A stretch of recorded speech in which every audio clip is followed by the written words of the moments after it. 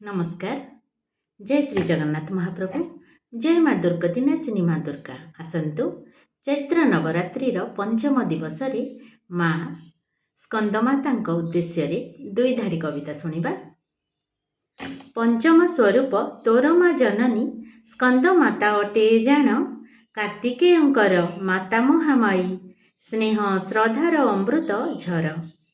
पंचम स्वरूप तोर माँ जननी स्कंदमाता अटे जान, कार्तिकेयंकर माता महामाई स्नेह श्रद्धार अमृत झर। चतुर्भुजा तु ही सिंह वाहिनी, चतुर्भुजा तु ही सिंह वाहिनी, दुई हस्ते घेनी पद्म, कोଳରେ धरी तु कार्तिकेयंकु देई थाउ आशीर्वाद। ज्ञानदात्री तु ही चित्त शांति रहे, ज्ञानदात्री तु ही चित्त शांति रहे, तोर आराधना कले सफलता आनी देउ महामाई मुक्ति पथ जे भले।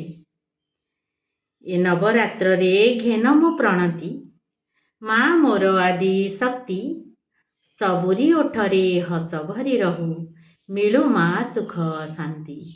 ए नवरात्रि रे घेन मो प्रणति, माँ मोर आदि शक्ति, सबुरी ओठरे हस भरी रहू, मिलू माँ सुख शांति, मिलू माँ सुख शांति।